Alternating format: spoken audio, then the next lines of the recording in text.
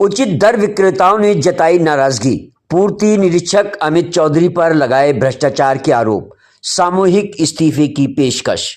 Rajepur block के उचित दर विक्रेताओं ने शासन की योजनाओं को जन जन तक पहुंचाने की जिम्मेदारी ईमानदारी से निभाने के बावजूद अपमान और भ्रष्टाचार का सामना करने का गंभीर आरोप लगाया है।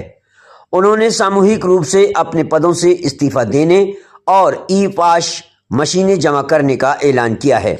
बैठक में अपमान का लगाया है आरोप। 17 जनवरी 2025 को उप जिलाधिकारी अमृतपुर द्वारा बुलाई गई बैठक के दौरान कई विक्रेताओं ने आरोप लगाया है कि उन्हें सार्वजनिक रूप से अपमानित किया गया और अभद्र भाषा का इस्तेमाल किया गया।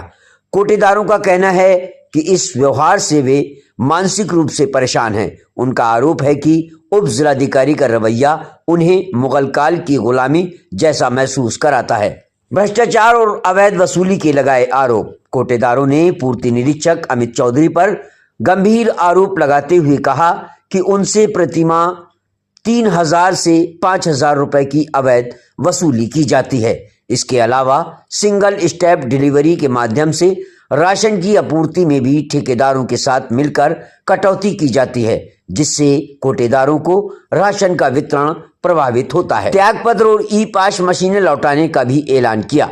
कोटेदारों ने कहा है कि लगातार उत्पीड़न और भ्रष्टाचार से परेशान होकर वे सामूहिक रूप से अपने पदों से इस्तीफा दे रहे हैं। साथ ही उन्होंने अपनी ई पास मशीनें जमा करने का निर्णय लिया है। सरकार की मंशा और वास्तविकता में अंतर। कोटेदारों का कहना है कि सरकार की मंशा राशन वितरण प्रणाली को पारदर्शी और भ्रष्टाचार मुक्त बनाना है, लेकिन जमीनी स्तर पर प्रशासनिक भ्रष्टाचार और दबाव के कारण यह मंशा विफल हो रही है।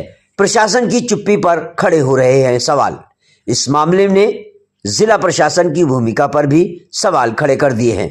कोटेदारों का सामूहिक इस्तीफा ग्रामीण क्षेत्रों में राशन वितरण व्यवस्था को गंभीर संकट में डाल सकता है।